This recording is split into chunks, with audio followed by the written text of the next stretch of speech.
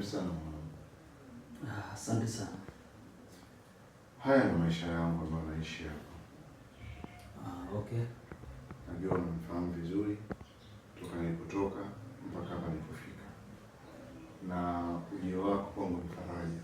Maana kukaa na mtu ambaye anakujua ni heri kubwa sana kwenye maisha. Kabisa. Kikubwa zaidi tuje tupambane. Tunatakiwa kupambana.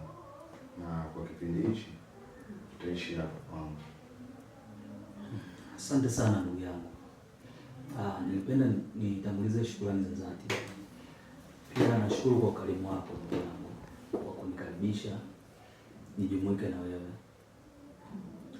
Nitajumuika na wewe kwa kila njia, ila sitakuwa mkali sana kwa sababu mimi mwenyewe na mipango yangu ikikaa sawa, natarajia pia niwe na mji wangu.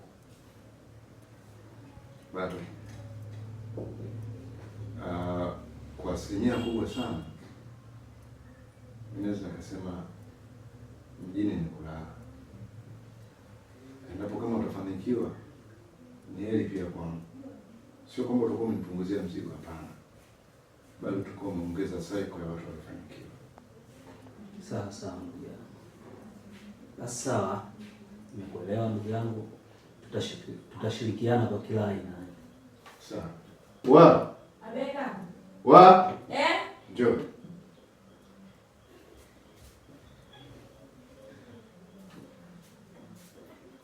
Nadhani alikuwa mdogo. Sasa hivi ndivyo alivyo. Kwani huyu ni yule Walda? Ndio yeye. Shikamoo. Jana. Sija. Kipindi chote ambacho kaka atakuwa hapa